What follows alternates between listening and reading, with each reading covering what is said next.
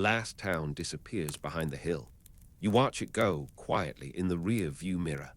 A cluster of pale stone buildings, a church spire, a single amber streetlight beginning to glow in the early dusk. And then it is gone. Just the hill, soft and dark and covered in heather, and the road ahead narrowing into something quieter. You breathe out slowly. You have been driving a long time. Your hands rest easy on the wheel. Your shoulders drop a little, and that is good. That is exactly right. The road ahead is thin and pale, running forward between open moorland on either side. There are no white lines here, no painted edges, just the tarmac, worn smooth in the middle, and grass pressing in gently from each side. The car moves at a soft and unhurried pace. It is that quiet hour between afternoon and evening. The sky above is enormous, pale grey at the edges, with a long band of faded gold low on the horizon where the sun has just finished setting. No dramatic colors, just a wide, still, fading light that makes everything feel soft and far away. You are in no hurry. There is nowhere you need to be. The heather stretches out on both sides of the road, rolling gently away toward low hills in the distance. It has the color of bruised purple and dusty brown, deep and muted in the dimming light. It moves very slightly in a breeze you cannot feel from inside the car. A slow, almost imperceptible ripple, like breathing. The road bends gently to the left. You follow it without thinking. Your hands know what to do. The engine hums beneath you, low and steady, a constant quiet note that fills the cabin without filling your mind. You have been listening to that hum for hours. It has become like silence. A single bird crosses the sky ahead of you, far away, unhurried. It disappears behind a ridge before you can see what kind it is. It does not matter. Everything here moves at its own pace, in its own direction, without any concern for where you are going or where you have been. You breathe in slowly. The air inside the car is warm. There is a faint smell, something like wool and something like rain, the kind of smell that belongs to long drives and countryside and the end of long days. It is a comfortable smell, a familiar smell. The smell of being almost there, almost done, almost home, almost. The road dips down into a shallow valley. A small river runs alongside it here, close enough that you can just see it between the reeds and sedge grass. The water is dark and moving, catching the last grey light on its surface. It bends away from the road and then comes back, keeping you company for a little while before it turns and goes its own way, deeper into the hills. You watch the water as long as you can safely. Then you let it go. The hills on either side are getting closer now, rising more steeply as the valley narrows. They are rounded at the top, smooth and ancient-looking, covered in long grass that has gone pale gold with the season. There are no sharp edges anywhere here. Everything has been worn smooth by time and weather and the long patience of the land. You feel that patience. It enters the car somehow, seeps in through the windows, and you feel yourself becoming slower and quieter inside. The thoughts that were turning in your mind earlier, the day behind you, the week behind you, all of it begins to settle like silt, drifting gently down to the bottom where it will rest and be still. You do not need to think about any of that now. All you need to do is follow the road. The road climbs a little.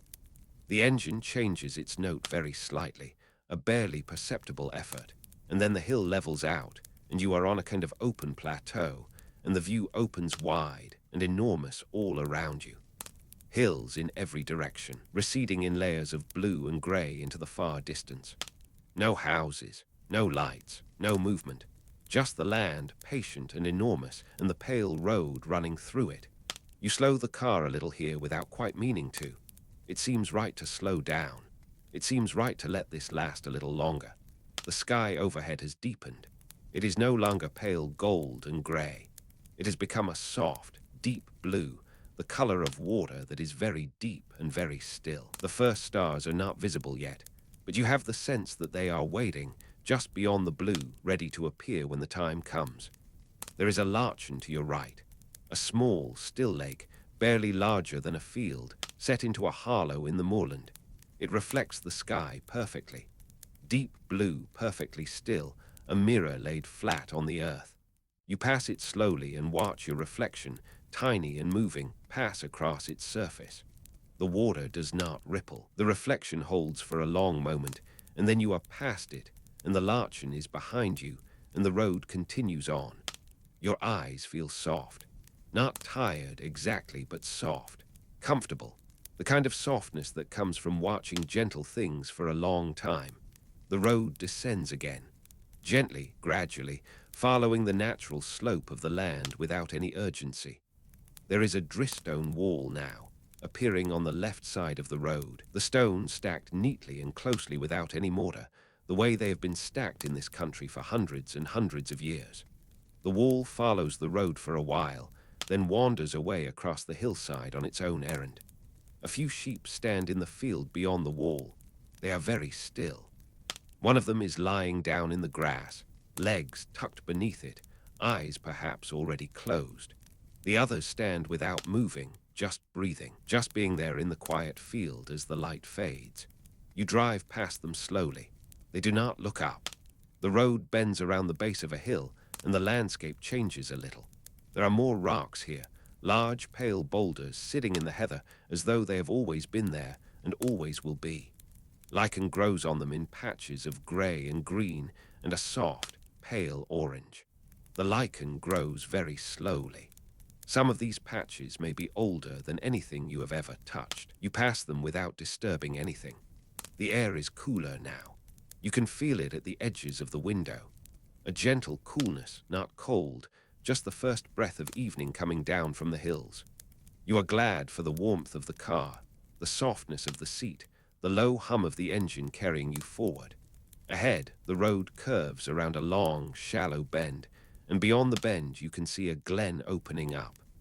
A wide, flat valley floor with a river running through it, darker now than it was before, catching the last faint light. Hills on all sides, gathered around the valley like walls, like shelter. You enter the glen slowly. The hills rise on either side, and the valley opens ahead, and there is a feeling here of being held gently by the landscape, of being enclosed in something very old and very calm. The wind, if there is any, does not reach the valley floor. Everything here is still. The river is closer now. You can see it running beside the road, dark and quiet, moving without any sound you can hear from inside the car. It carries the hills in its water, the dark, peaty brown of the moorland, moving slowly toward the sea. You breathe slowly, in and out. The valley holds you. There is a small stone bridge ahead, single lane, the kind that forces you to pause and check and proceed with patience. You slow the car nearly to a stop, look across, see nothing coming, and cross. The bridge is old. The stones are dark with moisture. Beneath the bridge, the river runs quietly over smooth grey rocks. You are across the bridge, and the road continues on. The valley floor is flat and even here, and the road runs straight for a little while, a rare straight stretch, and you allow your eyes to rest on the distance. The hills at the far end of the glen are a deep, soft blue now, almost the same color as the sky. The line between hill and sky is gentle and blurred, one melting into the other without a hard edge. You are very calm. You have been driving through the quiet for a long time, and the quiet has entered you. Your breathing has found its own slow rhythm. Your mind is still. The day, with all its noise and motion, is somewhere far behind you, past the hill where the last town disappeared. A small wooden sign appears at the roadside. A name, a place, a few miles ahead. You read it without urgency. It is not yet your destination. It is simply a marker, a gentle reminder that the world continues to exist, that there are places with names, that you are somewhere on the map. Then the sign is passed, and the road continues, and the hills continue, and the sky deepens. The first star appears. Just one, low on the horizon, very still. You notice it without surprise. It was always going to be there. The sky was always going to darken. Evening was always going to come. Everything is happening in its right order, in its right time. You follow the road. The heather on the hillsides has gone dark now. It is no longer purple and brown. It has become a deep, soft, almost black in the fading light, a rich darkness, full and textured, rising away from the road on either side. The sky above it is the color of deep water. Stars are beginning to appear, faint and scattered, increasing slowly as the sky deepens. The headlights are on now. You turned them on a little while ago without really noticing, a small and automatic thing. Their light reaches ahead of you, soft and steady, illuminating a cone of pale tarmac and grass verge. And beyond that cone, the road continues into a darkness that is not frightening, not at all, but soft and full and waiting. Your hands are easy on the wheel. Your back rests against the seat.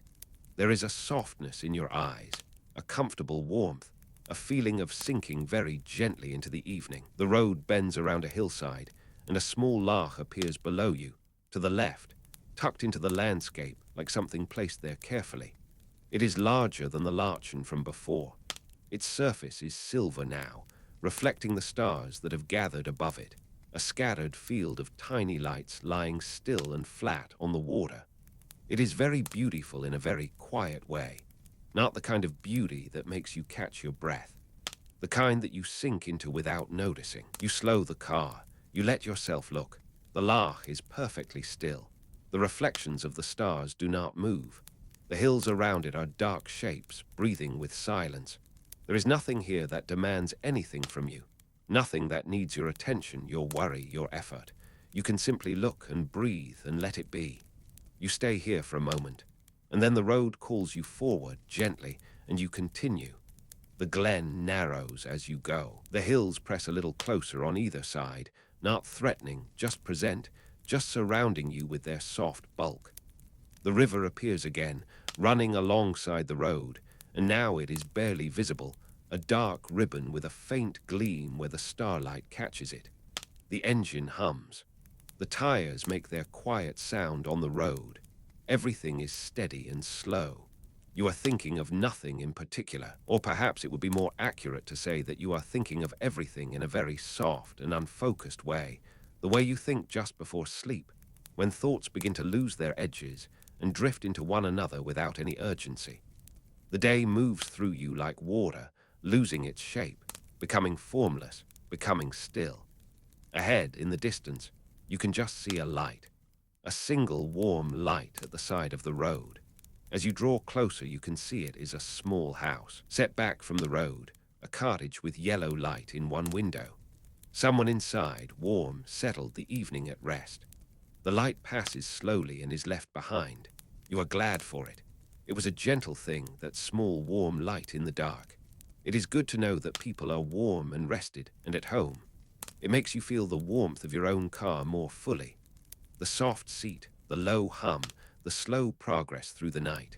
The road climbs again, gently, over a long, low rise, and at the top the sky opens wide above you, enormous and deep and full of stars now, more stars than you could count, spreading from one edge of the windscreen to the other. The hills below the sky are dark and still. The road descends before you, pale and quiet. You breathe very slowly. The descent is gradual and even, and you let the car find its own pace, your foot barely on the accelerator, the engine barely working. The road runs down toward a wide, dark floor of valley, and somewhere far ahead there is a faint gathering of lights, a village perhaps, but it is far away and it does not hurry you. A soft rain has begun. You notice it on the windscreen, very fine, barely rain, more like mist settling against the glass. The wipers move once slowly and clear it, and then the mist settles again and the wipers move again. A slow, steady rhythm, unhurried. The mist makes the headlights bloom softly. The road ahead glows. The heather on either side is invisible now, just a dark feeling on either side of the light. But you know it is there. You have been driving through it for a long time, and you know it stretches away in every direction, soft and dark and still. Your breathing has slowed without you trying. Your body knows this rhythm now. Your body knows this quietness. The road passes through a small stand of trees, the first trees in a long time, dark shapes on either side, branches reaching over the road and almost touching. For a moment the sky is hidden and you are in a soft tunnel of branches. And then you are through and the sky opens again, wide and starred, the mist too fine to hide the stars. A deer is standing at the roadside, caught briefly in the headlights, a young one with large, soft eyes. It does not bolt. It stands and watches you pass with complete stillness, as though you are a part of the night, as though you belong here too. You slow. You watch it. It watches you back. And then it turns, unhurried, and moves away into the heather and is gone. You continue. There is something deeply restful about being watched by a creature that does not fear you. Something that settles in the chest, in the quiet place behind the ribs. You carry it with you as the road continues on, as the hills breathe around you, as the soft rain falls and the wipers move and the engine hums its steady note. The night is fully here now, not dark in a heavy or pressing way, but dark in the way that nights in open country are dark, a darkness that is full rather than empty, filled with the shapes of hills and the gleam of water and the cold, quiet light of stars. The road narrows even further for a stretch. The grass verge on either side is very close, and you can see the long blades of it in the headlights, pale and bending very slightly, trembling with the passage of the car. They spring back behind you. Everything springs back. Everything continues.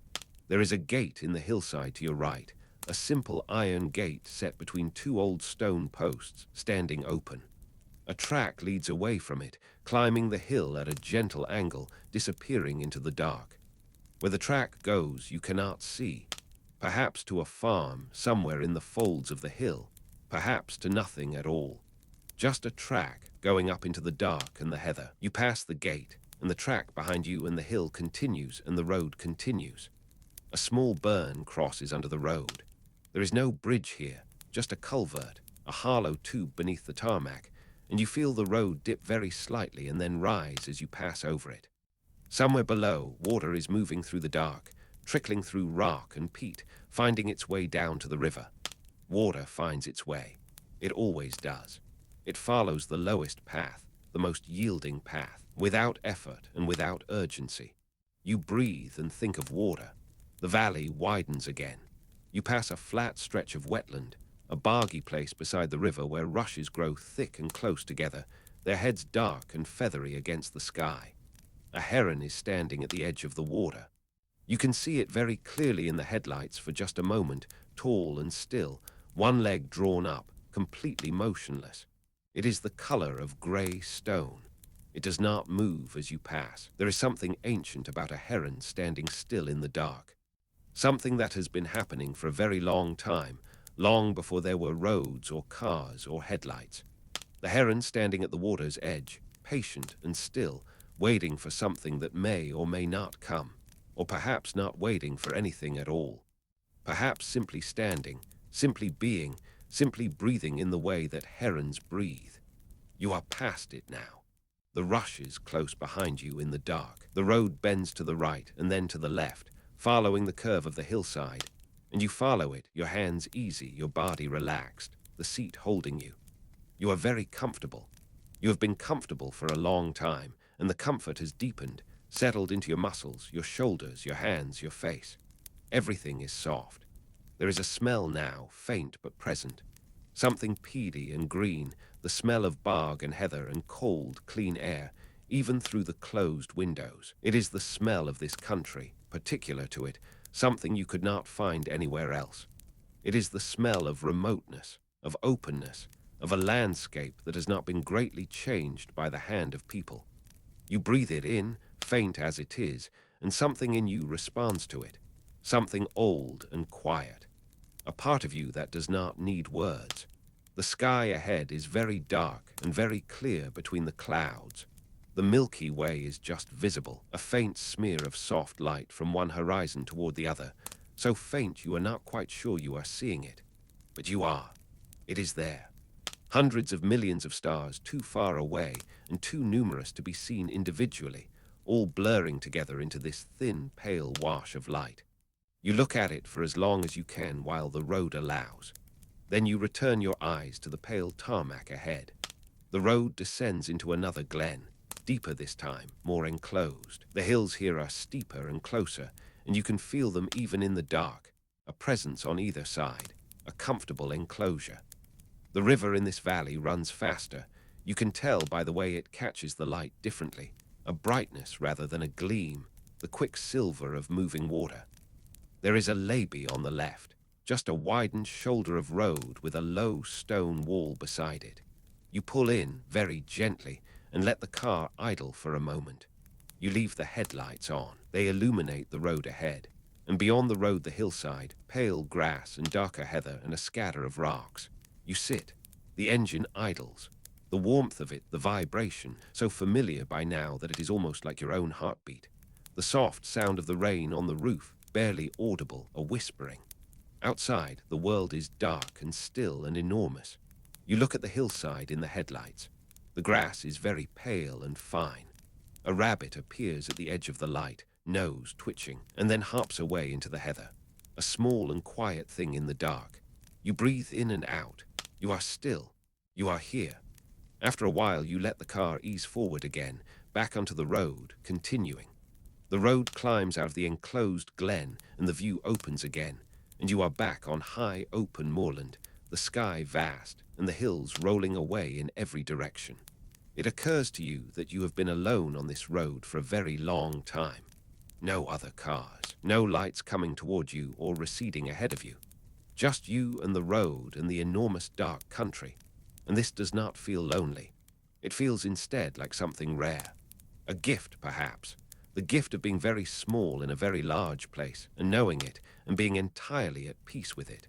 The heather rolls and rolls. The sky turns very slowly. The stars move in their ancient paths, and you move along the thin, pale road, held by it, carried by it, going where it goes. A wall appears on the right again, running parallel to the road for a long way, its stones pale and close-fitted in the headlights. On the other side of the wall is a field, and in the field are more sheep, lying down now, all of them lying down, settled into the grass for the night.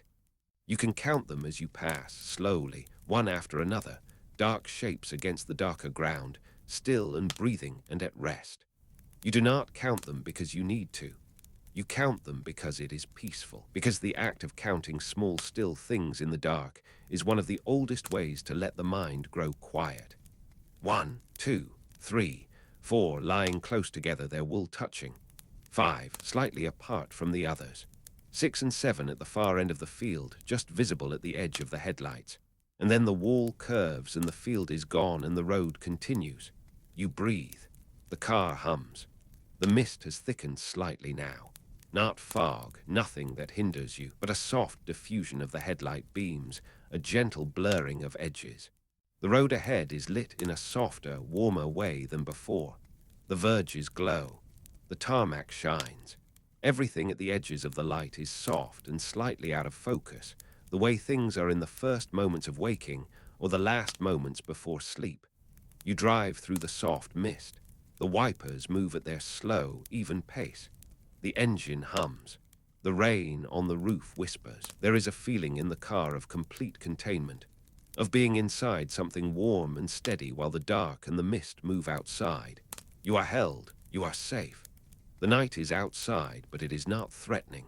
It is simply the night, doing what the night does, covering everything in its soft, dark cloth and letting things rest. Everything is resting now, or nearly everything. The sheep in the fields, the heron at the water, the small rabbit in the heather, the birds in whatever trees and hollows they have found. Everything settling, everything slowing, everything following the ancient instruction to be still when the light goes and to breathe and to wait for morning. You are following that instruction too, in your own way. Not yet still, not yet fully resting, but moving toward it, approaching it along this quiet road, the way you approach the edge of sleep without ever quite seeing the exact moment you cross it. The road levels out on a long, flat stretch, and then there is a cattle grid, the familiar drum and rumble beneath the wheels, a brief vibration through the seat and through your hands, and then smooth road again, and a sign that says something about a speed limit, though there are no other cars to worry about, and the limit seems generous and unnecessary on this quiet, narrow road. A stream runs under the road here too, and you feel the slight dip and rise. Somewhere off to the left, in the dark below the road, the stream gathers and runs down a short, steep fall before flattening into a pool. You cannot see it, but you know it is there. These hills are full of water, full of quiet moving things, full of a continuous soft sound if you could only hear it all at once. The car moves forward. The mist drifts. The stars, where you can see them between the clouds, are fixed and patient. You think for a moment about the road itself, about all the roads that brought you to this one. The motorway miles this morning, the roundabouts and the retail parks and the slip roads and the carriageways. All of that feels very far away now, like something from another country or another time. The particular quality of light that belongs to those roads, the orange of sodium lamps, the white of headlights coming toward you, the red of brake lights ahead. The noise of it, the urgency, the sheer accumulated weight of all those people going somewhere at speed. And now this, the single pale road, the dark and open country, the soft rain and the slow wipers and the hum. You feel the distance between those two worlds, and you are glad of it. Every mile of this road has been a mile further from the other road. Every bend and every rise has been a gentle step away from urgency, from noise, from the press of things. And now you are a long way away, and the distance is comfortable around you, and you breathe. The road bends north for a stretch, you think, though you cannot be certain of your direction. It does not matter which direction. All directions lead through the same dark and quiet country tonight. All directions lead through heather and hill and the occasional gleam of still water. There is a small cairn at the top of the next rise, just visible in the headlights as you crest the hill. A pile of stones, roughly shaped, standing a little taller than a person. People have been building these in these hills for thousands of years, to mark a path, to mark a summit, to say simply that someone was here, that someone passed through this place and wanted to leave something, even just a stone laid on a stone. You pass the cairn. It stands in the dark, patient and still, holding its small cargo of accumulated gestures. The road descends. The view ahead is a long slope of pale moorland falling toward a distant valley, and in the valley, far away, a small bright point of light. A farmhouse, perhaps, or a village at the very edge of sight. It does not come any closer for a long time. The road winds, and the valley seems to stay at the same distance, a small warm light in the great dark. This too is peaceful. The way that distant lights are peaceful. The way that knowing warmth exists somewhere, even far away, is a comfort. Your back is comfortable against the seat. You shift very slightly, just a small adjustment, and settle again. The lumbar curve of the seat holds you. Your arms are relaxed. Your grip on the wheel is light, just the fingertips, just enough. There is something about long drives at night that no other experience quite replicates. The particular quality of suspension between places. You are not where you were, and you are not yet where you are going. You are in between, held in the between, and the between is this dark road and this dark country and this particular quality of quiet. Nothing is required of you here. Not thought, not speech, not decision. Only the gentle turning of the wheel when the road turns, only the soft pressure of the foot on the accelerator to maintain this slow and steady pace.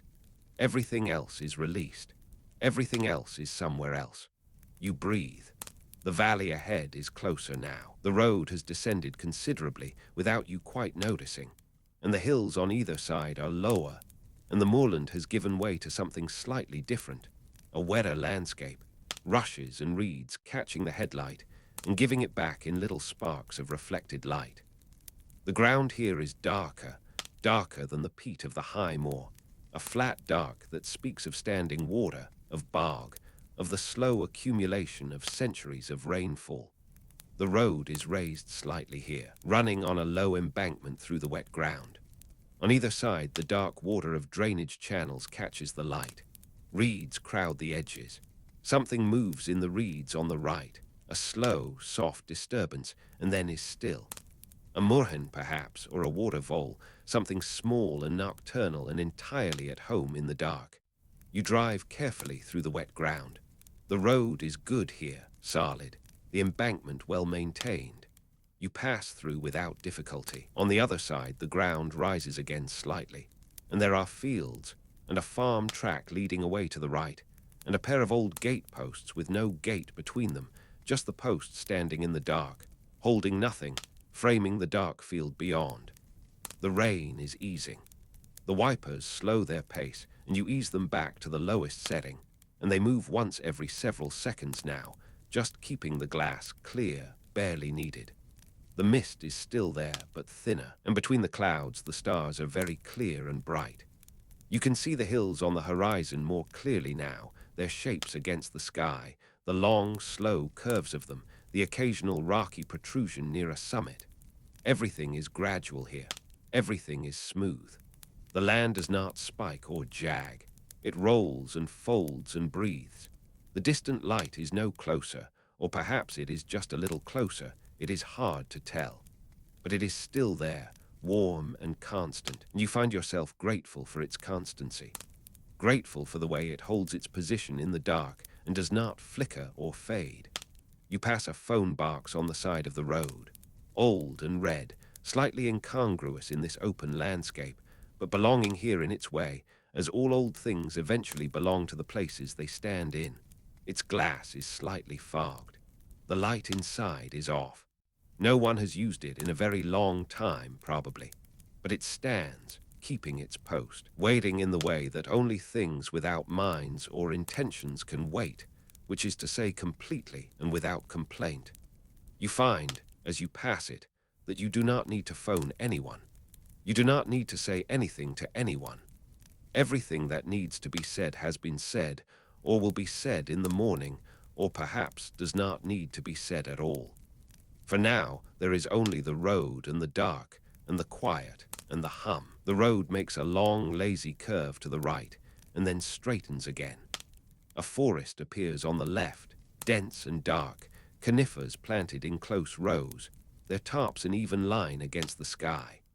They are not the ancient trees of the old Highland forests, not the scattered Scots pines and birches of those remnant woodlands. These are planted trees, commercial and orderly, but they have their own kind of quiet, their own kind of darkness. The rows go deep, and the light does not reach into them. They stand close together and breathe their resinous breath. You drive alongside the forest for a while. The road is straight here, and the trees are a dark wall on the left and open moorland on the right, and the sky is between them, wide and starred. And then the forest ends, and the moorland continues on both sides, and the road narrows again. A moment of perfect stillness, though you are moving. The rain has stopped entirely. The wipers slow and stop. The windscreen is clear, and through it the road is very distinct in the headlights, pale and straight, running between the dark banks of heather. The sky is clearing from the west, clouds pulling back to reveal more stars, and the sky is enormous, and the stars are many, and the hills are dark shapes beneath it all. You breathe in this stillness. There is a quality to moments like this that is very hard to name. When everything is simply what it is. When the car is simply a car, warm and moving. When the road is simply a road. When the night is simply the night, doing nothing more or less than what it has always done. No meaning layered over it. No story told about it. Just the thing itself. Your mind is very quiet. The thoughts that were there earlier, the worries and the plans and the things that needed to be remembered, they are somewhere far back, somewhere beyond the hill where the last town disappeared. They will still be there in the morning. They will wait.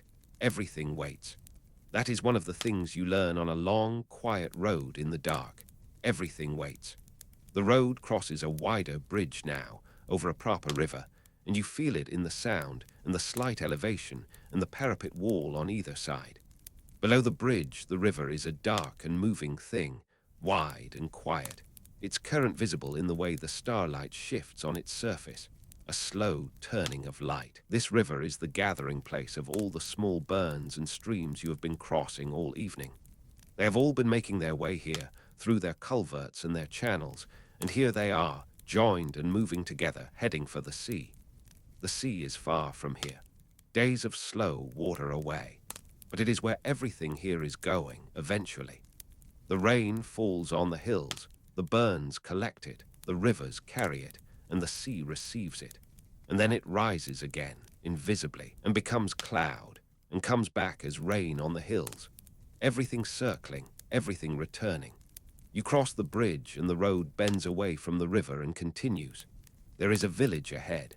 Not the gathering of lights you saw in the distance, that is still far away, but a smaller one, a handful of houses at a junction where two single-track roads meet.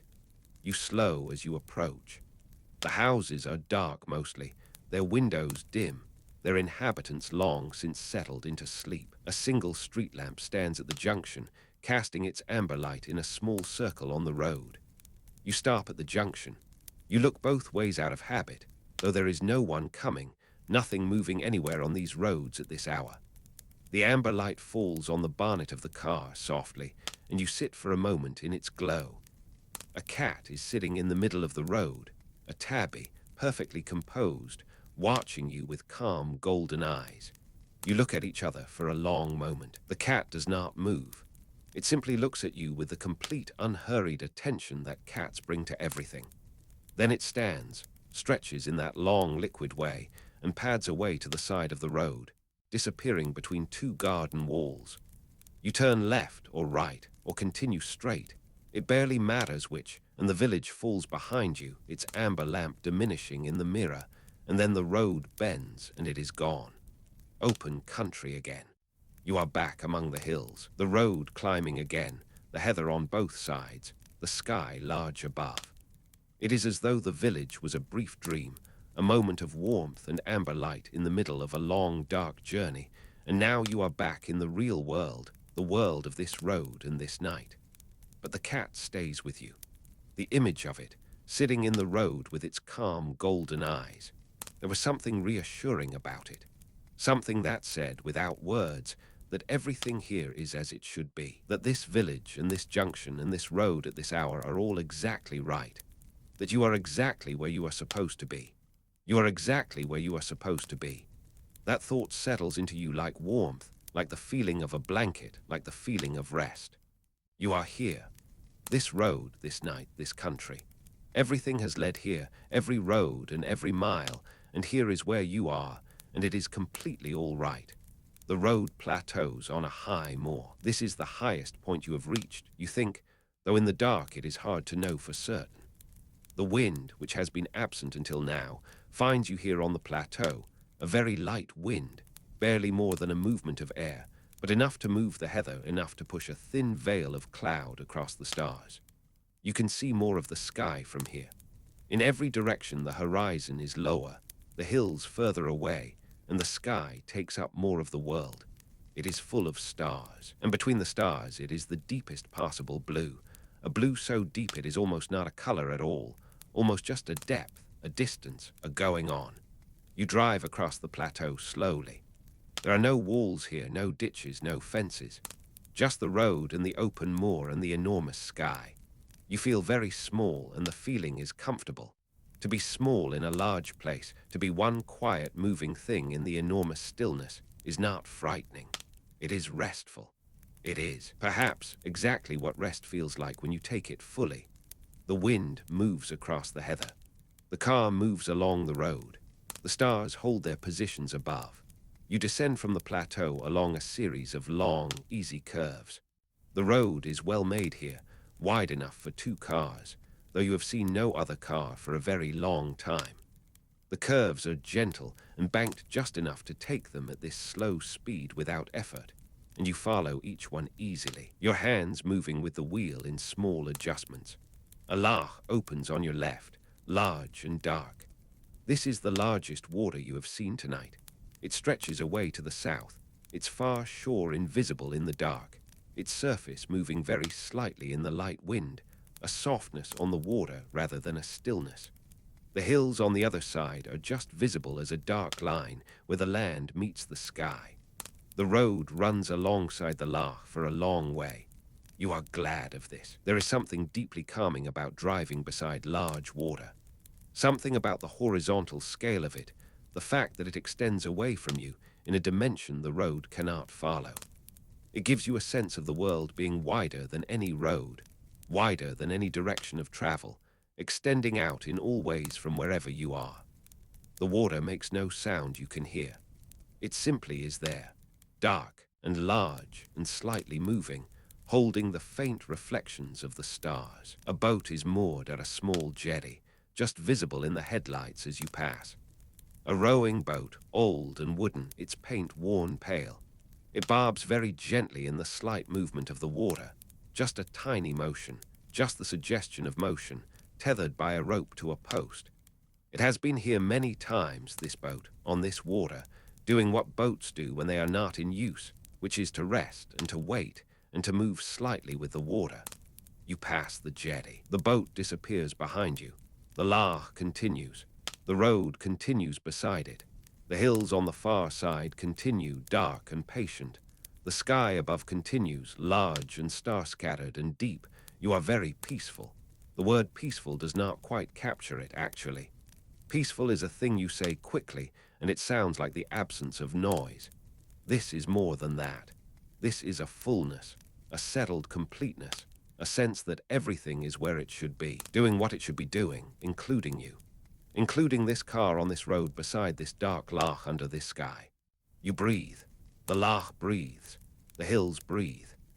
At the end of the loch, there is a small stand of trees, birches and rowans mostly, their branches bare at this time of year, reaching against the sky in the particular intricate way of deciduous trees without their leaves, each branch dividing into smaller branches, each of those dividing again, until at the very tips they are as fine as threads, barely visible against the sky.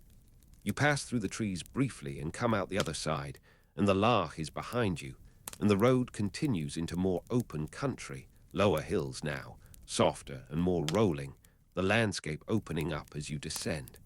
There are more farms here, more stone walls, more gates and tracks leading off to buildings dark in the night. The land here has been worked for many generations, the walls built and rebuilt, the drainage channels dug and cleared, the fields improved and grazed. There is a different quality to this landscape than the high moor, a domesticity, a long history of human care and attention. But at this hour, in this darkness, the care and attention are resting, and the land is simply itself. You reach a longer, straight stretch of road, running between two lines of ancient trees, their trunks massive and gnarled, their branches meeting above the road in a dark arch. The headlights show the tunnel of it, the way the light narrows toward the far end where the trees thin and the open road resumes. It is very old, this avenue of trees. The trees are very old. They have been standing here for a long time, longer than any road that has passed beneath them. You drive through slowly, looking up sometimes at the branches above, the way they reach toward each other across the gap, not quite touching, but nearly. Their bark is very dark and textured, the furrows of it deep and full of shadow. Lichen grows on them here too, soft grey patches on the dark bark. And then you are through the avenue and the trees fall back and the sky is open again above you, and you breathe and the road continues. The rain returns, slightly heavier this time. Not heavy at all, really, just more present than before. The wipers find their rhythm again, a little faster now, and the windscreen is bright with the drops, and then clear and then bright again. The road shines in the headlights, the wet tarmac reflecting the beams back up, a soft and watery light. You slow slightly.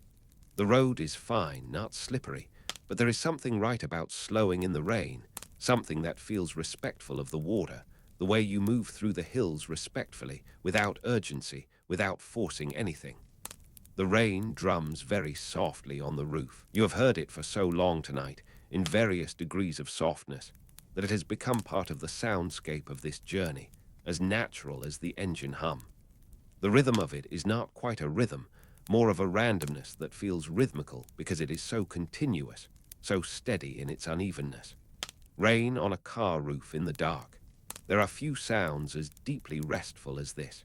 It speaks of being inside while the outside does its outdoor things.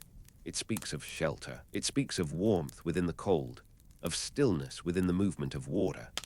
You think about where you have been today, not in any detailed or effortful way, just the broad shapes of it.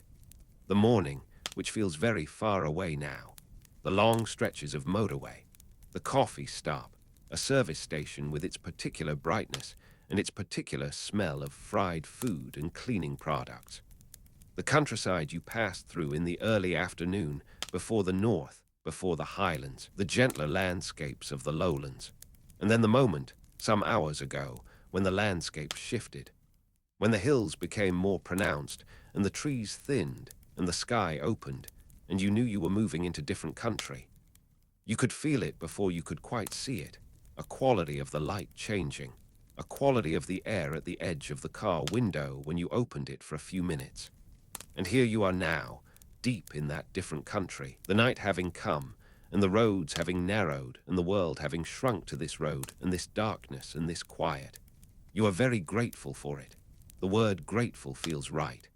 A simple, quiet gratitude for the existence of this place, and this road, and this night. The road passes through a cutting in a hillside, steep banks on either side, close enough that you could touch them from the window if you opened it. The rock is exposed here, layered and dark, wet with the rain, and between the layers of rock there are ferns and small plants, surviving in the thin soil in the crevices. Even here, even in the dark and the wet, small things are growing. You emerge from the cutting and the hillside opens away, and the road bends, and there ahead is a wide valley, much wider than the valleys you have been in for the last hour, a broad, flat floor between gently sloping hills. The valley has a different quality from the enclosed glens.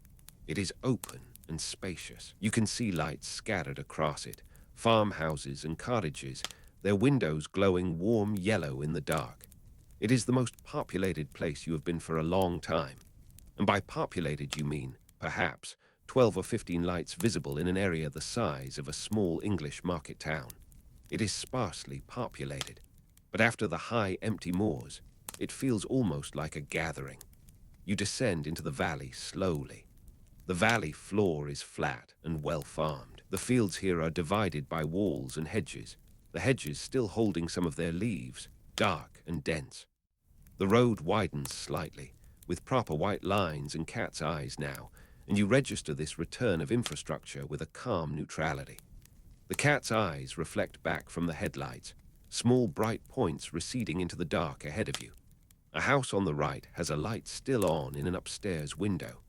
Someone awake late, reading perhaps, or unable to sleep. You pass them and wish them well, silently, whatever they are doing in their warm lit room.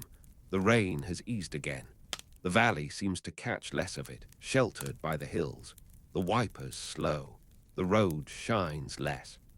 A sign at the roadside tells you the name of the village you are approaching. A small village, a handful of houses, a church. You will pass through it in a few minutes without stopping. It is not your destination. It is simply another place on the way, another gentle interruption in the long quiet of the road. The village appears gradually. First a street lamp in the distance, then another, then the shapes of houses emerging from the dark, their walls pale in the lamplight. The road widens to accommodate a pavement, a narrow one, and there are gardens on either side with low walls and gates. It is entirely asleep. Every house dark except one, and that one only a faint glow, a television perhaps, or a lamp left on. The church is a dark bulk at the center, its small yard walled, its single window a dark glass arch. You pass through the village in less than a minute. The houses fall away. The street lamps end. The road narrows again, and you are back in the dark and the open country, and the village is already behind you, already fading, already becoming another resting thing in the long, still night. Beyond the village, the road climbs again into higher country, and you are glad to be climbing, glad to be rising back toward the moors and the enormous sky. The valley with its farms and its scattered lights was comforting, but this is where you have been all evening, up here in the open, and you have come to belong here. The heather returns on either side. The walls return, single-track road, passing places at intervals. The sky opens above you, wider and deeper with every rise, until you are back on the high ground, and the sky is everything, and the land is merely the edge of it. More stars than you have seen all night. The clouds have pulled back almost entirely, and the sky is vast and clear and full of stars from one horizon to the other. The Milky Way is unmistakable now, a broad, soft band of light arching across the whole sky, its center brighter, its edges fading. You stop the car very gently and sit for a while in the stillness with the engine idling. Outside, the night is cold and clear and enormous. The stars are doing what they do, which is simply to exist, to burn, to hold their positions in the infinite dark. They have been there for so long, and they will be there for so much longer. And in the span of all that time, your journey along this road is something very small and very brief. But it is here, and you are here. And right now, in this moment, with the stars above and the heather around you, and the engine humming its quiet note, everything is perfectly complete. You ease the car forward again and continue along the road. The high moor stretches away in every direction, pale and dark in the starlight. The road finds its way through it without urgency, bending around the natural obstacles, following the contours of the land. You follow the road. Your hands on the wheel are warm. The seat holds you. The engine hums its steady note. The tires make their quiet sound on the cold, dry tarmac. Everything is in its place. Everything is doing what it does. You are doing what you do, which is to follow this road through this dark and breathing country. A fox appears in the headlights, standing in the middle of the road for just a moment, red gold in the light, its eyes bright. Then it is gone, leaping the verge in one smooth movement, disappearing into the heather as though it were never there. Just a brief bright thing in the headlights, there and then not there. You breathe and continue. The moor gives way eventually to a different landscape, a more rocky one, where the peat is thin and the underlying rock shows through in long grey shelves.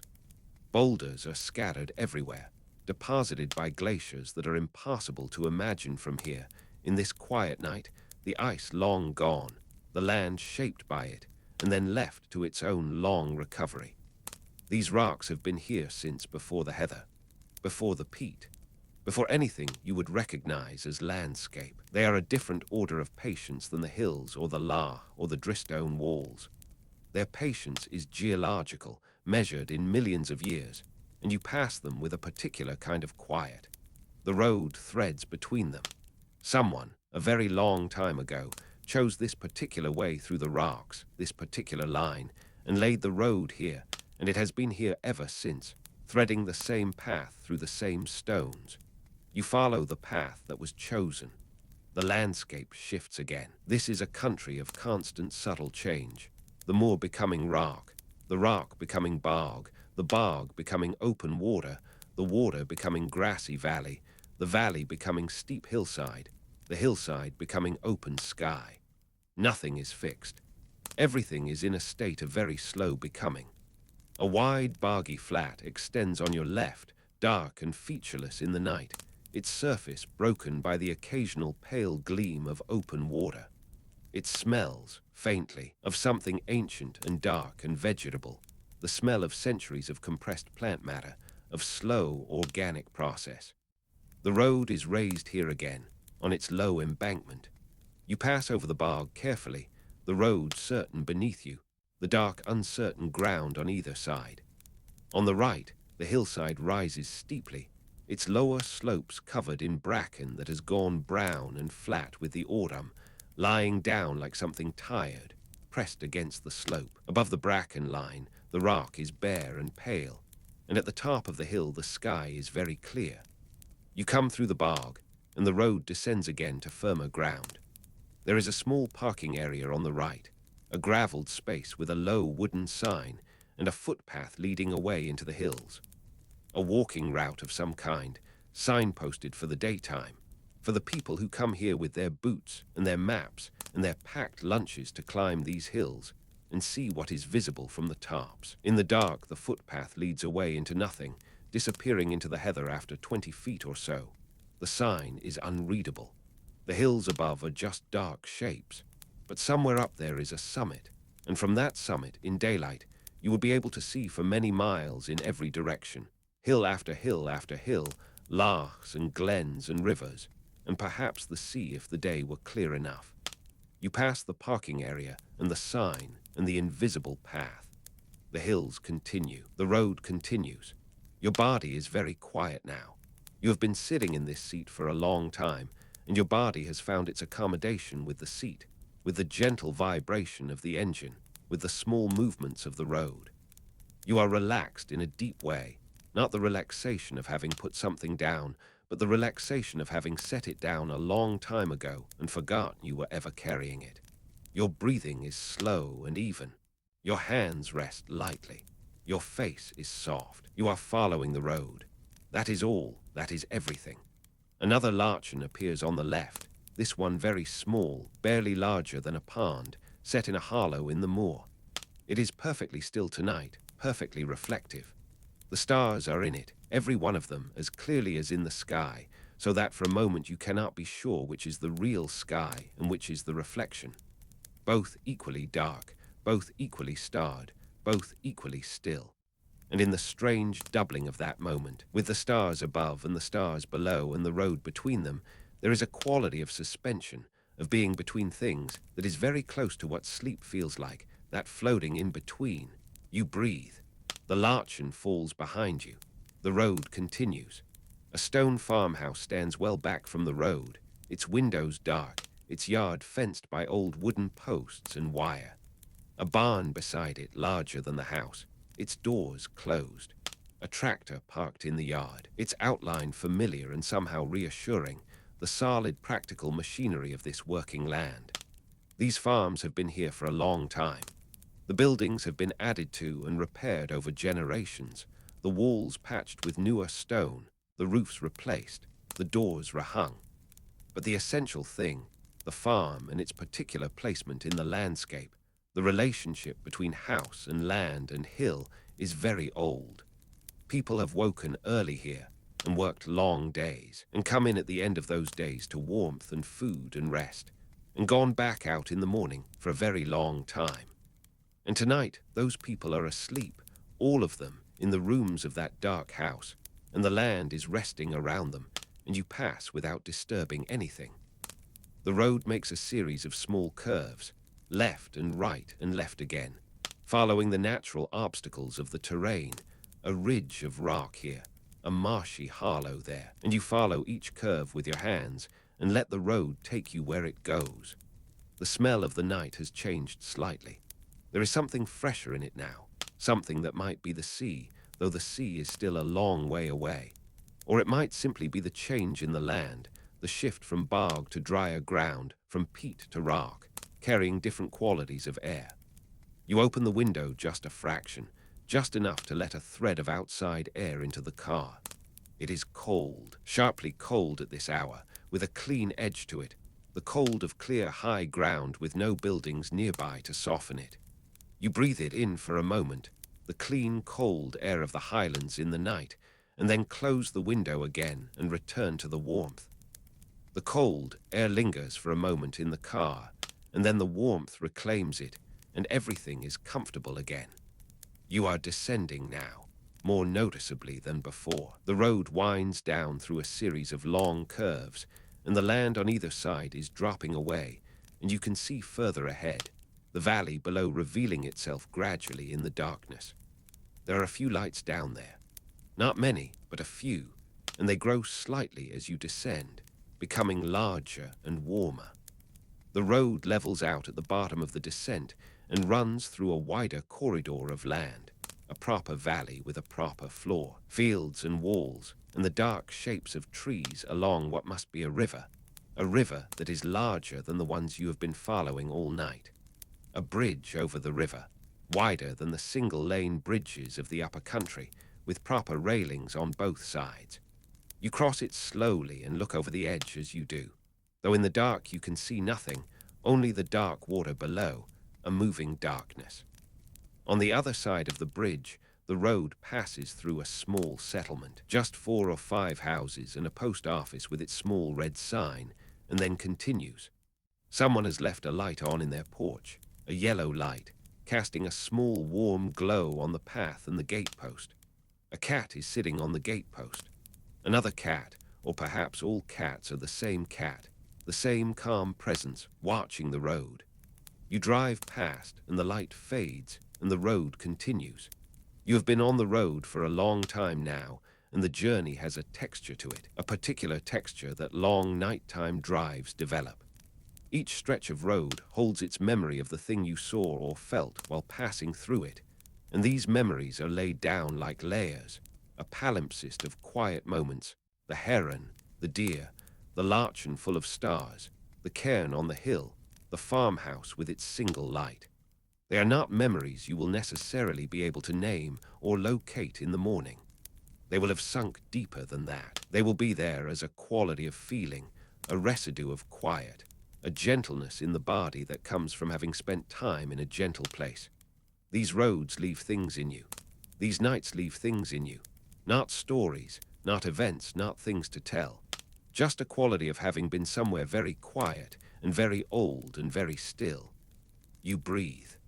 The road climbs one final time, a long, gentle climb back onto higher ground, and from the top you can see the valley you have just come through laid out below, its scattered lights like a very small and very dim echo of the stars above. And ahead, the high moor stretching on, and the road running through it, pale and familiar. You know this road now. You have been on it long enough to know it, to feel its rhythms, to anticipate its curves. Not that it repeats itself, it does not. Each mile is different in its details, but it has a character that you know now, a personality, a way of being. It is a quiet road, a patient road, a road that goes where it goes without hurry, without drama, following the land. You follow it. The rain comes back, very lightly, just a suggestion of rain, a fine drifting moisture that is barely more than the night air being wet. The windscreen collects it slowly, and the wipers move at their slowest pace, once every few seconds, just keeping the glass clear. The mist is back, too, in the low places, pooling in the hollows between the hills, a soft ground-level cloud that the road dips into and rises out of. In the mist, the headlights bloom and diffuse, and the road is less distinct, and you slow slightly, and the car moves through the mist like something floating. Floating, that is the feeling. Not driving, not quite. Floating along the road at a slow and gentle pace, held in the warmth of the car, the engine a low hum, the mist a soft world outside. You breathe and float. A passing place on the left, a small widening of the road indicated by a white post with a black diamond. You note it and continue. There is no one to pass, no one else on this road at this hour. But you note it because these small signs have been your companions all evening, these little gestures of accommodation built into the road. The acknowledgement that the road is narrow and that passing requires patience and consideration and a willingness to pull aside and wait. There is something to be learned from passing places, from the acceptance that the path is narrow and that two cannot always go forward at the same time. From the willingness to pause and let the other pass and then continue. You pass the white post. The road continues. Another passing place. Another white post. You count them as you drive, gently, without keeping the count, just noticing each one. They mark the road like a quiet rhythm. The high moor is very still tonight. The wind has died, and the heather is motionless, and the sky is clear, and the stars are fixed. Nothing moves except your car, the only moving thing for miles in every direction. Being the only moving thing in a still landscape is a particular experience. You become very aware of your own motion, of the fact that you are traveling through a place that is not traveling, that you are passing through while it remains. The moor will be here after you have passed. The stars will be here, the lochs and the rivers, and the drystone walls and the cairns. All of it will be here, still and patient, after you have gone. And there is comfort in that. Comfort in the permanence of the place you are passing through.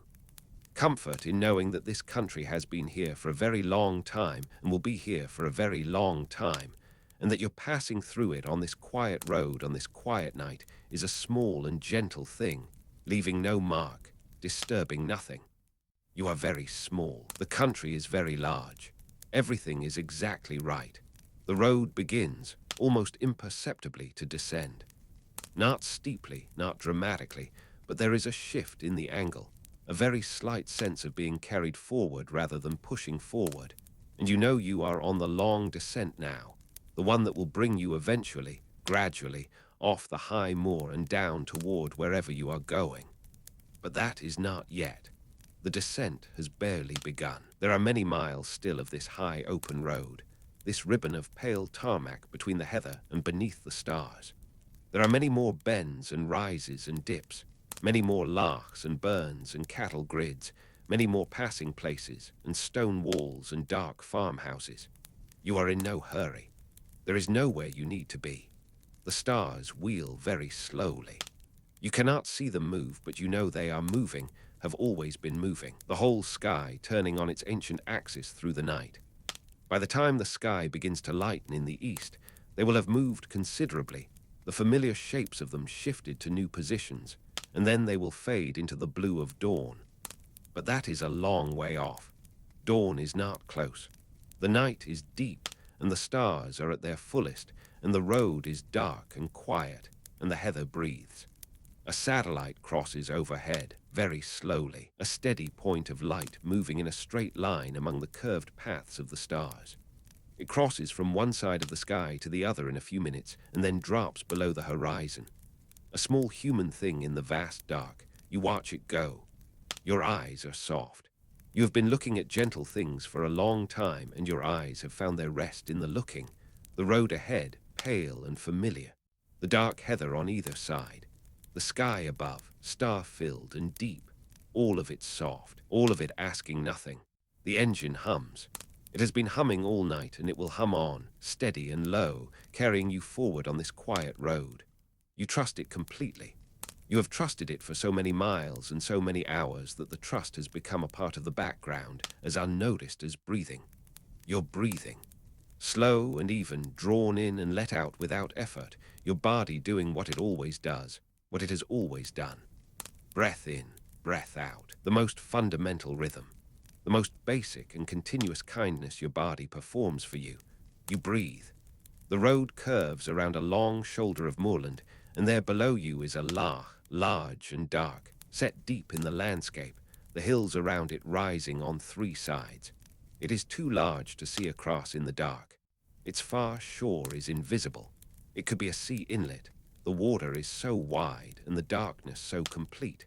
But you know it is a loch. You can feel the shape of it, enclosed by land, settled in its basin, not moving to tides or winds tonight in this still air. Just resting. You drive along the near shore for a long time. The road follows the water closely here, the bank dropping away just beyond the verge to the water's edge.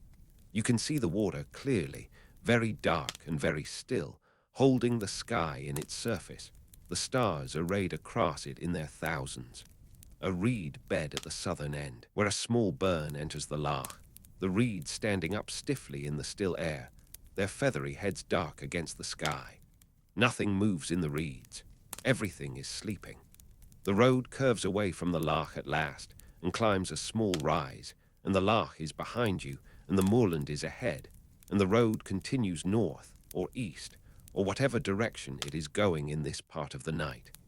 The mist is thicker now in the lower ground between hills, drifting across the road in thin veils. You slow through each veil and emerge on the other side, and the road is clear again. The mist has a quality of softness to it, the way curtains are soft, the way a gentle thing interposes itself without force. A small light appears on the hillside to your right. High up, well above the road, just a single point of warm orange light. Too small for a farmhouse window, too still for a torch. Perhaps a lamp on a shed, or a light left on in a bothy, one of the small stone shelters that stand in these hills for the use of walkers and climbers, caught out by weather or darkness. If there is someone in the bothy tonight, they are warm. They have a fire, perhaps, or a stove, and they are lying in a sleeping bag on a wooden platform, listening to the wind outside, or to the silence if there is no wind, drifting towards sleep in the way that you drift in a very cold and very dark place when you are warm enough and tired enough. You carry them with you for a while, this imagined person on the hillside, and then let them go, and the light fades behind the curve of the hill.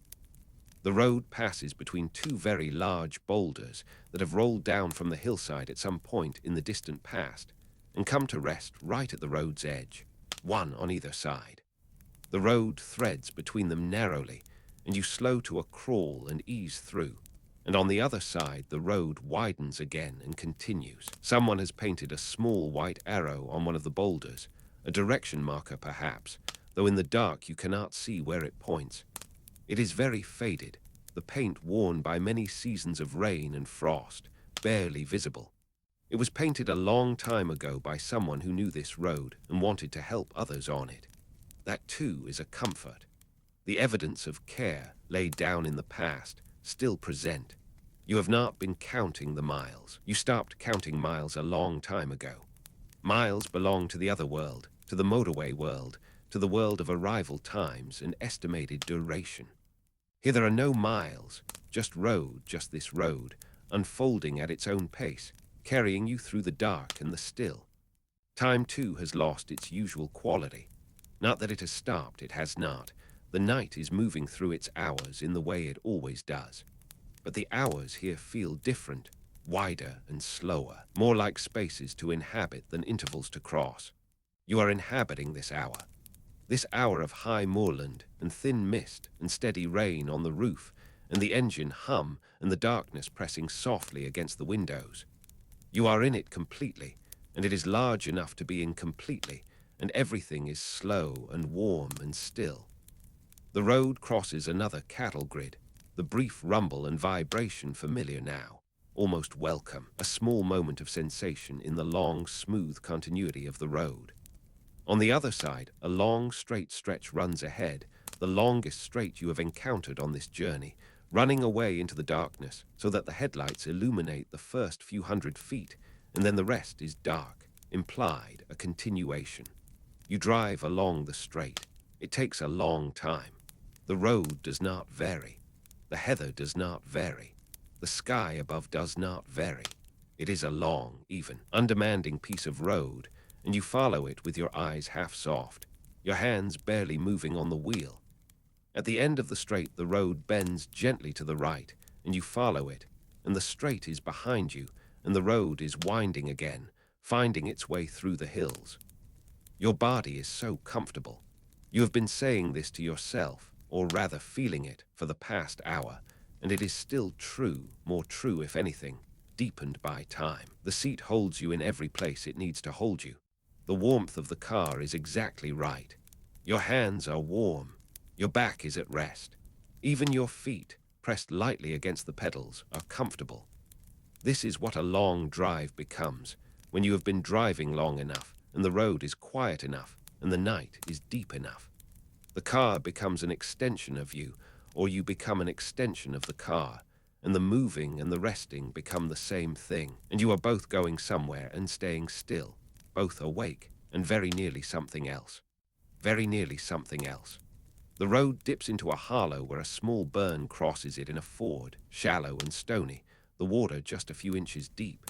You ease through it very slowly, feeling the tires on the stones, hearing the soft rushing sound of water against the underside of the car, and then you are through, and the burn is behind you, still running, still heading down to the river. The water, even in this brief passage, changed something in the quality of the air. A freshness, a coolness, a clean smell of running water.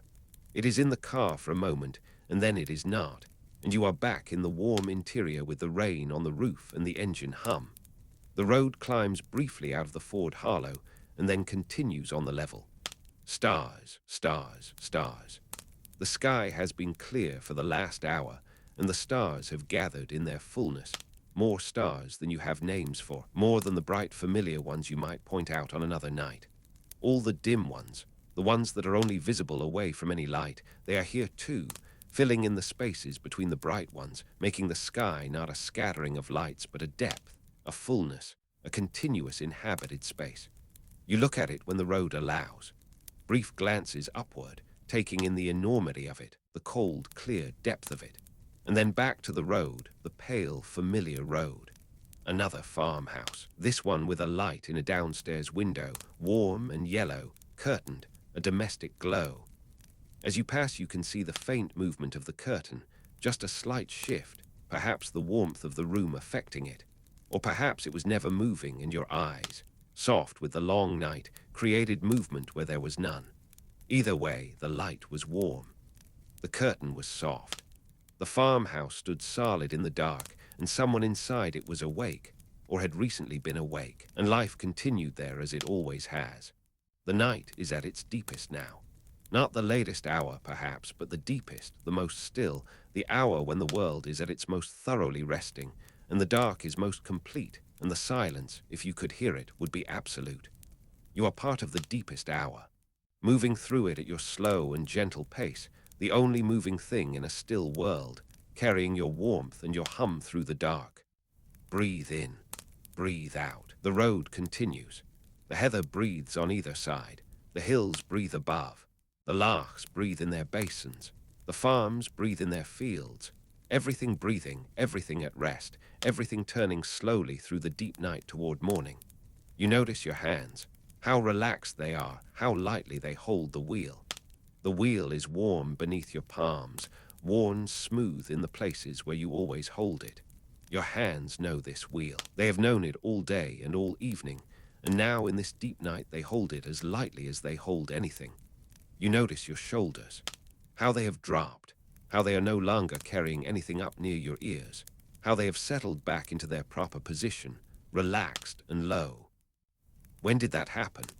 At some point on this road, at some bend or rise or moment of particular quiet, your shoulders let go of whatever they were holding, and they have not picked it up again. You notice your jaw, how it has softened, how the muscles of your face have relaxed their habitual small tensions, the furrow of concentration, the holding of the eyes, all of it released somewhere in the last hour, somewhere between the cairn and the loch and the dark avenue of trees. Your face is soft. Your shoulders are low. Your hands are easy.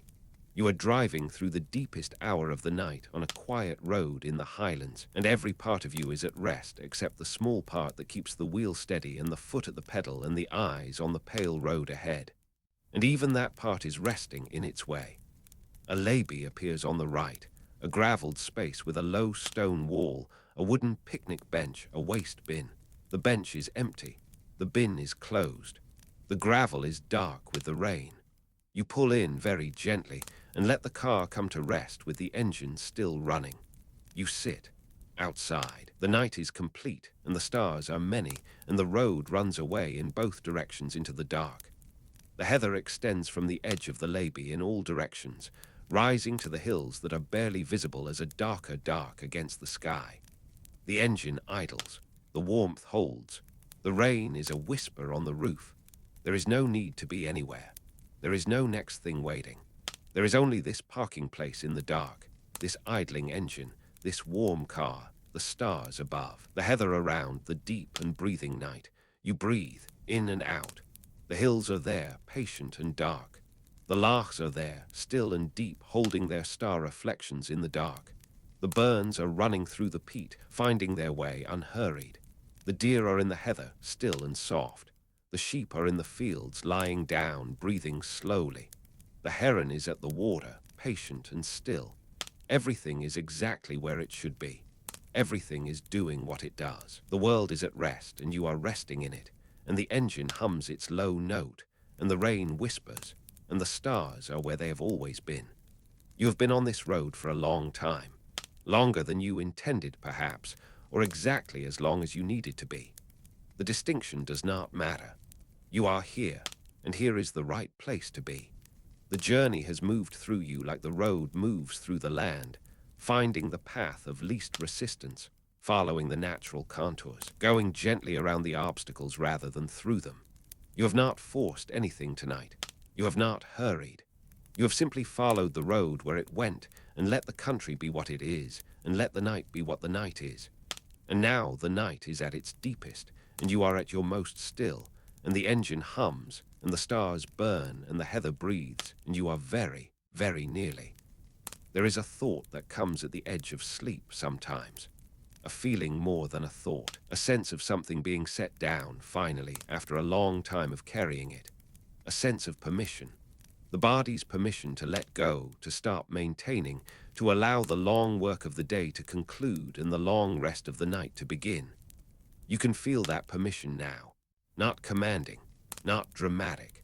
Just a quiet opening, like the road opening through the hills, like the valley opening between the slopes. A space that was not there before, or was always there, but not yet entered. You can enter it now.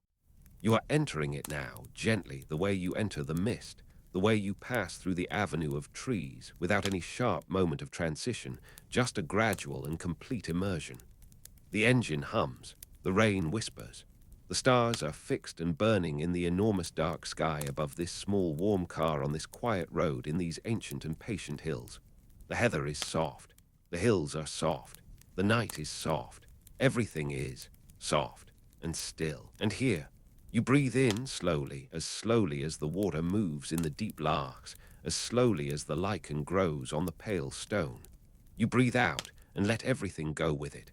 The day and the week and the miles and the thoughts and the plans and the worries and the carrying, all of it, out with the breath. And the breath is gone and the night holds the space where it was. And the next breath is not yet here. And in that between space, that softest space, that space between the out-breath and the in-breath, you are simply here, simply still, simply resting. The road is still out there. The hills are still there. The larks are sleeping in their basins, and the heather is breathing, and the stars are where they have always been, cold and clear and patient, burning their slow fires in the enormous dark. And you are here, warm and still and held. The engine hums. The rain is barely rain. The night is doing what the night does, which is to hold everything tenderly in its dark until the morning comes. The morning will come. But it is not yet, not yet. For now there is only the hum, and the dark, and the soft rain, and the stars above the still hills, and your slow and easy breath, and the deep, complete, entirely peaceful quiet of being very small in a very large and very beautiful place, at the end of a long road, at the end of a long day, at the deepest point of a dark and quiet night. Rest now. Rest. The road will still be there. The hills will still be there. Everything will still be there. Rest. The engine hums on, softly, its note so familiar now it is like your own heartbeat. You do not need to listen to it. It is simply there, beneath everything, steady and warm and continuous. The rain has found a rhythm of its own on the roof of the car. Not a musical rhythm, not a pattern you could tap your finger to, but a continuous soft presence, a gentle percussion without intention or structure. Just water falling from the sky and finding the roof and running off into the dark. Water has been falling on these hills for a very long time, long before there were roads through them, long before there were people in them. The same clouds came in from the sea, the same rain fell on the same hills, and found the same rivers and the same lochs, and eventually found the sea again.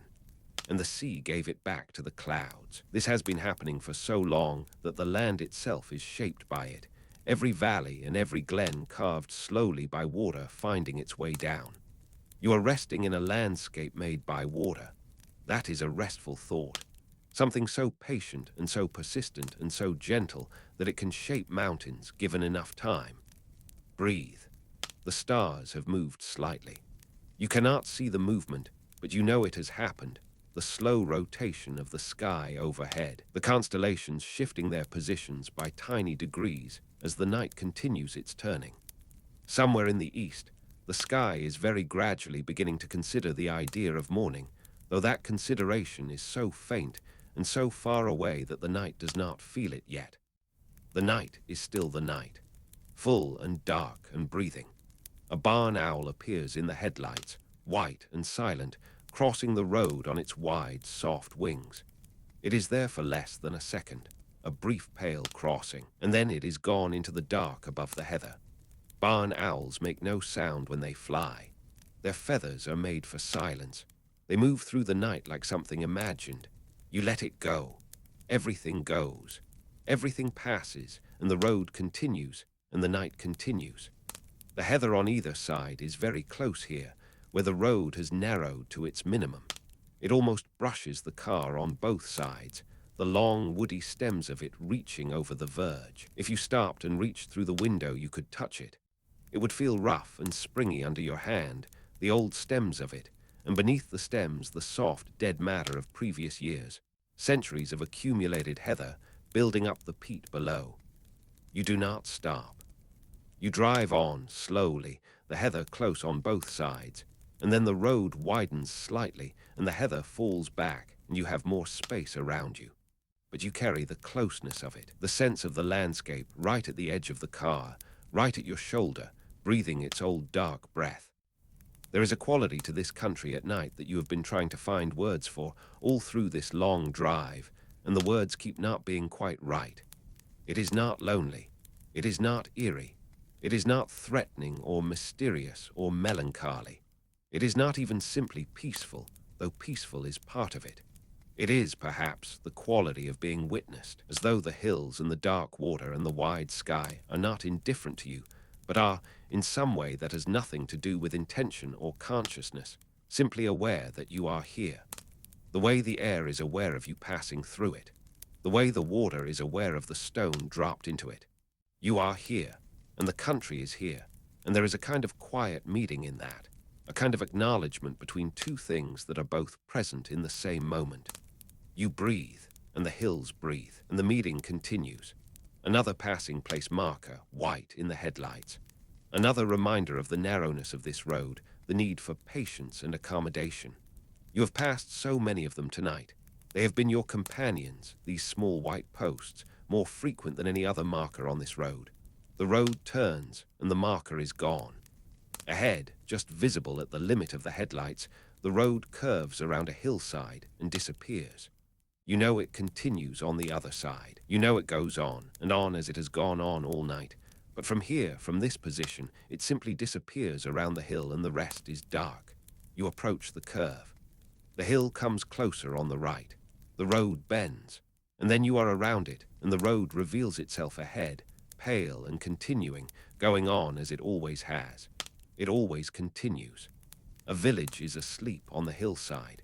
You see it from the road as you pass below, just the shapes of it against the sky, dark rooftops and the dark shape of a church tower, and a single light at what must be the road junction where the village meets the main road. Though by main road you mean a road slightly wider than this one, still single track in places, still winding through the hills. The village is very still. It has been still for hours. Its inhabitants went to their beds and pulled their covers up and sank into the particular sleep of people who live in quiet places, a deep and heavy sleep, untroubled by distant noise or the press of other lives, a sleep full of dark and silence.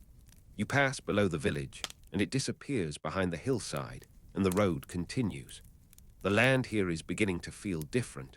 The moor is still present, the heather still on both sides, but the feel of it has changed slightly.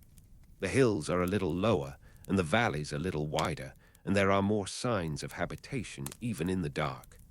More walls, more tracks, more distant lights. You are coming down from the high country, slowly, gradually, the way everything comes down from the high country, following the water, following the slope. The land is guiding you. It has been guiding you all night, the road simply following what the land suggested, going where the land made it easiest to go. You follow.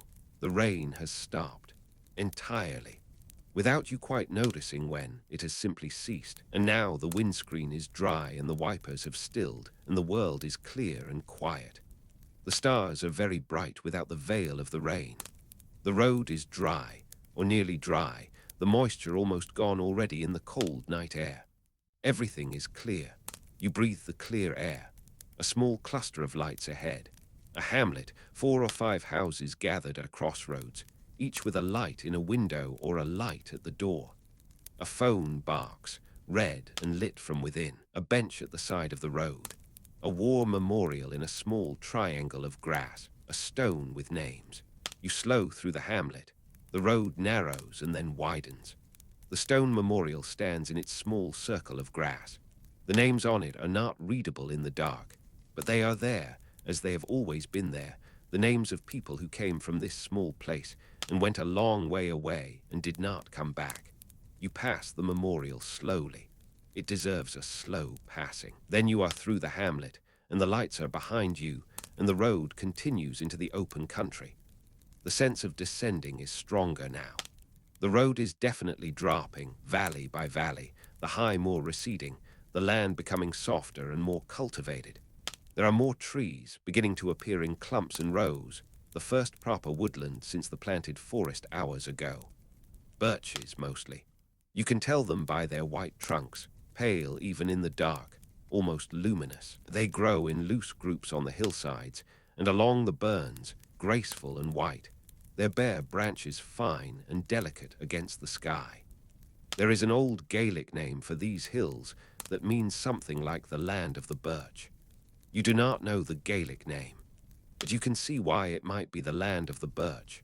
The way these trees appear everywhere on the lower slopes, the way their white trunks stand out from the heather, the way they seem to belong here in a way that is fundamental and ancient. You drive through birch country. The road meets another road at a T-junction, and you slow and stop and look both ways.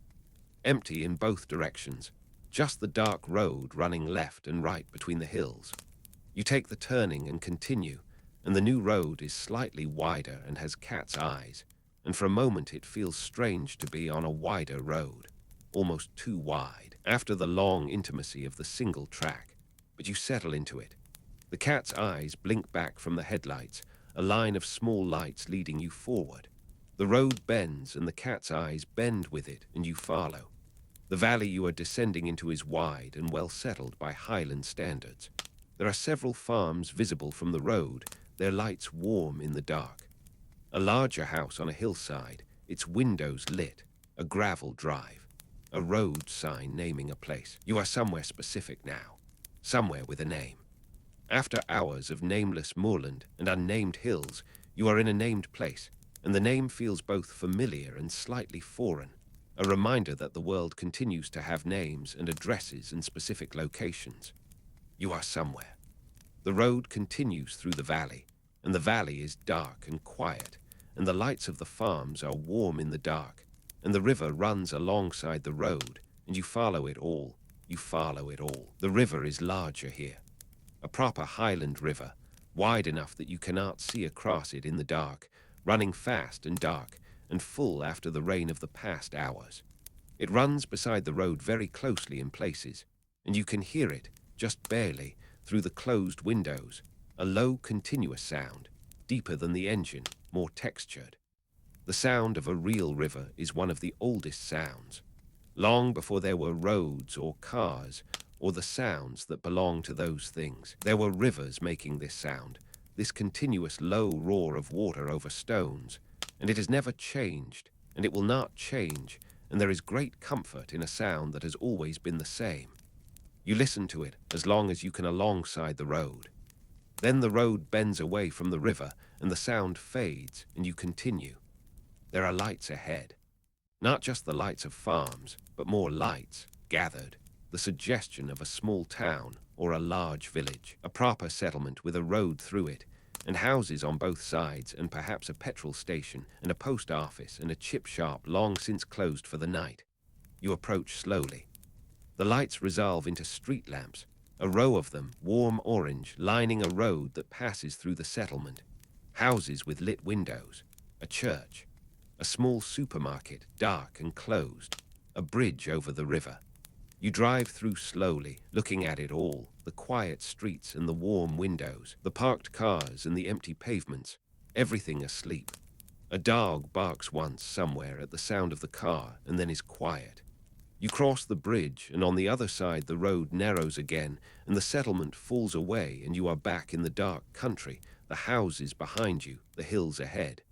You breathe, in and out. The quiet of the country after the lights of the town, however small the town was, is a deeper quiet, a noticeably deeper quiet, as though the contrast has heightened your sense of it. The road winds back through open country. The hills are lower here, and the sky is wide, and the stars are clear. The heather is still present, but more sparse, giving way in places to rough grassland and patches of bracken. A stream runs across the road in a shallow ford, and you drive through it slowly, the water cool and dark and quick, and then firm road again, and the stream running away beside it for a while before finding its own path. You are very tired. Not tired in the way that requires effort, not tired in a way that is uncomfortable. Tired in the deep and pleasant way that comes from a long day and a long road and a long quiet. A tiredness that feels like the body's own wisdom, its own generosity, the way it says, gently and without alarm, you can rest now. You have come far enough. You can let go. You can let go. The road continues. Your hands are light on the wheel. Your eyes are soft, taking in the pale road and the dark country with a gentleness that is very close to the gentleness of closed eyes. Very close. The stars are beginning to feel different. Not dimmer, not fewer, but somehow more distant, as though a very slight and very gradual softening has begun at the very edge of the eastern sky, a barely there difference in the quality of the dark. Morning is a long way off, many hours away, but the night has a knowledge of morning that the waking mind does not, and in that knowledge there is a slight shift, almost imperceptible in the quality of the dark. The stars burn on. The hills breathe. The road continues. You are very nearly. There is a gate in a wall ahead, an old iron gate, standing open across a track that leads down toward a dark shape that might be a ruin, an old building long abandoned, its roof gone, its windows empty, just walls standing in the heather, occupied once, now given back to the land very slowly reclaiming it, the heather growing up through the floor, the walls beginning their long, patient settling. Buildings become ruins, and ruins become walls, and walls become scattered stones, and stones become part of the ground. This too takes a very long time. Everything here takes a very long time. You pass the gate. The track is behind you. The ruin is in the dark. The road continues. You think of the people who drove this road before roads were roads. When it was a track, a path, a way through the hills that people and animals had worn by passing and passing again over many years, following the easiest line, the lowest ground, the most yielding path. People walked this country for thousands of years before there were roads. They walked between the hills on the same routes that the roads follow now, because the hills are the same hills, and the valleys are the same valleys, and the passes are the same passes. The roads simply made it easier, more certain. But the knowledge of the way was there long before the tarmac. You are following something very old. You are following the accumulated sense of many people who found their way through these hills over many centuries and distilled that knowledge into this road. The road carries all of that. You drive on it, and it carries you. The engine note changes very slightly as the road descends more steeply for a short stretch. You feel the car's weight pressing slightly forward, the brakes barely engaged, the road falling away ahead of you. And then the steep bit is over, and the road levels, and the engine settles back to its usual note. This is a road that changes. It has been changing all night. Now steep, now level, now narrow, now slightly wider, now beside water, now above it, now through mist, now under clear stars, now past farms, now through emptiness, and through all of it the same road, the same continuity. You are still on the same road you turned onto hours ago when the last town disappeared behind the hill. One road, one journey, one long night. You breathe. The country opens ahead into a wider plain, the hills receding on both sides, the valley floor spreading out. The sky is enormous above it, the flat land giving the sky more room, more stars. It seems, just because there is more sky to hold them. The road is straight here for a long way, the long straightness of a road across a flat valley floor. You see the cat's eyes receding ahead of you, very many of them, a long double line of small reflected lights going away into the dark. You drive along the long straight. The valley is flat and dark on both sides. The river is somewhere to your right, moving through the dark. The hills are a low line on the horizon, and the stars are above you, in their multitudes, in their cold and ancient light. And you breathe, and the car hums, and the cat's eyes blink past one by one, and the road continues. Further along the valley, a small group of ponies stands close together in a field near the fence. their manes and tails lifting very slightly in a breeze you cannot feel. They are dark shapes, compact and still. One of them raises its head as the car passes, watching with calm, dark eyes, and then lowers it again to the grass. You think about what it is to be a pony in a field in the dark, to stand close to others of your kind, to feel the warmth of them nearby, to have the grass underfoot and the sky above and the night all around, and to require nothing more.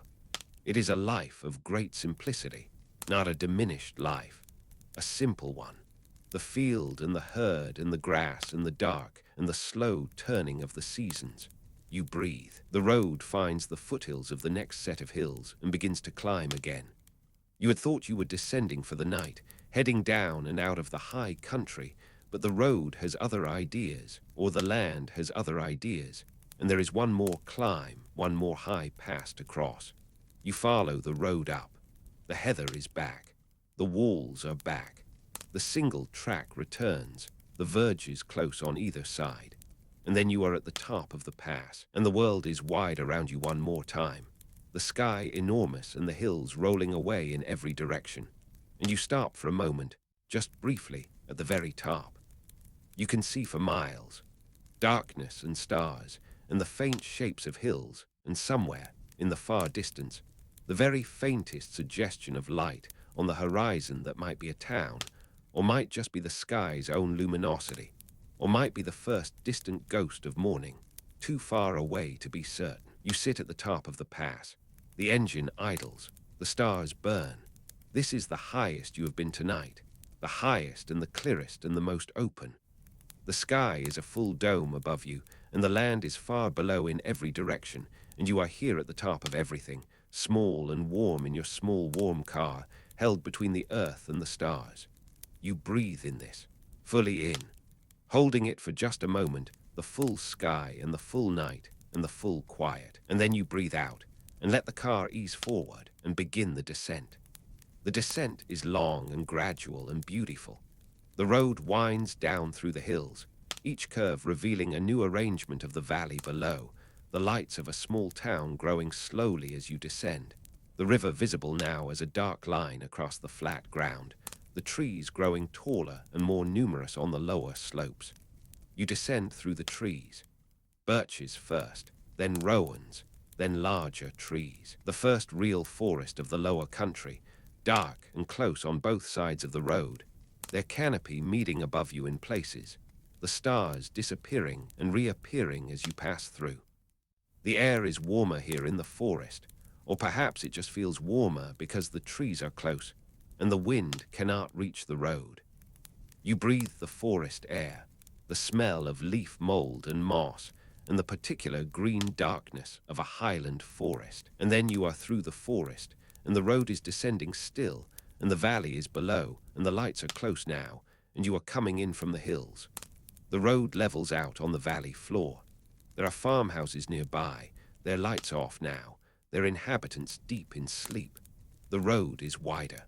The road markings are back, white lines and cat's eyes, the infrastructure of a road that is used by more than occasional traffic. You drive along the valley floor in the deep night. The river is beside you, wide and quiet. The hills are behind you, high and dark. The stars are above, still and cold and many. You are between the hills and the town. In the between place, the road runs straight through the flat fields and you follow it, and the lights of the small town grow slowly ahead of you. But you are not ready for the town yet. Not quite. The road is still dark and quiet, and the night is still complete, and you are still in the between, still on the road, still moving through the dark and the still. A turning on the right leads to a small road running beside the river, and you take it, easing the car off the main road onto the smaller one, and the smaller one runs through willows and alders that lean over the river, their branches just touching the water. You drive very slowly along the river road. The water is just below you, moving in its quiet way, dark and steady. The trees are close.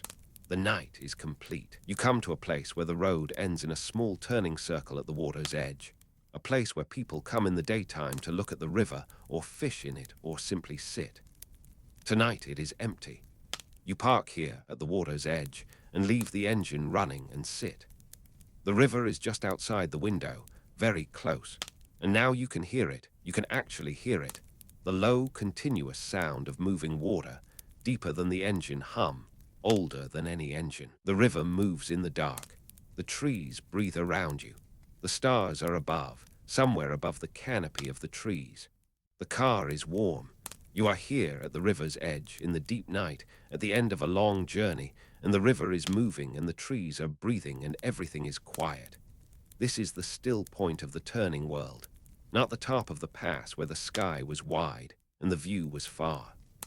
This is the other kind of still point, the intimate one, the close and sheltered one, the river's edge in the dark among trees. The water moves. That is the only motion.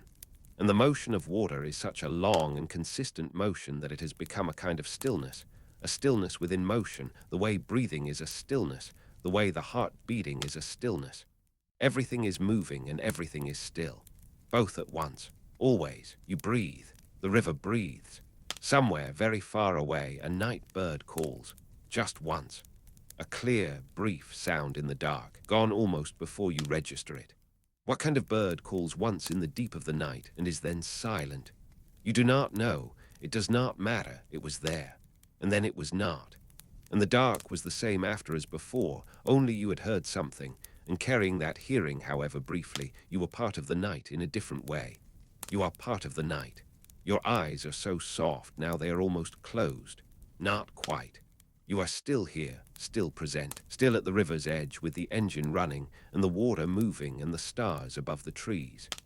But your eyes have found a softness that is very close to the softness of sleep, the way the world looks just at the edge of it, when the edges are gone and everything is gentle and approximate. The river, the trees, the stars, the engine hum, the soft rain that has come back very gently, the finest possible rain, landing on the roof with the softest possible sound. All of it, all here, all soft. You have been on the road for so long, so many miles, so many bends and rises and descents, so many lochs and burns and cattle grids and passing places and stone walls, so many sheep in their fields and deer in the heather, so many dark farmhouses with their single-lit windows, so many stars, so many clouds, so much rain and mist and clear, cool air. All of it behind you now, all of it still present in the particular way that things you have moved through are still present, lodged somewhere in the body, in the breath, in the quality of your eyes and the softness of your face. The journey is in you. The road is in you. The hills and the lochs and the deep night sky and the patient heather, all of it is in you now, a quietness you will carry forward. The rain on the roof, the river, the hum, breathe in. The trees are breathing. The hills are breathing. The river is breathing. The night is breathing. Breathe out. Let it all go with the breath. The day and the road and the miles and the hours, the week and the worries and the plans, let them go. The river takes them. The night takes them. The hills hold them gently. You can rest now. You have driven through the dark country. You have followed the pale road through the hills. You have seen the lochs and the heather and the deer and the stars. You have crossed the passes and descended the valleys. You have been small in a large place, and the large place has held you gently. You have done everything you needed to do today. There is nothing more, only this. The river very close. The rain very soft. The trees very still. The engine very quiet. The stars very far. Your breath very slow, very slow. In, out, in, out.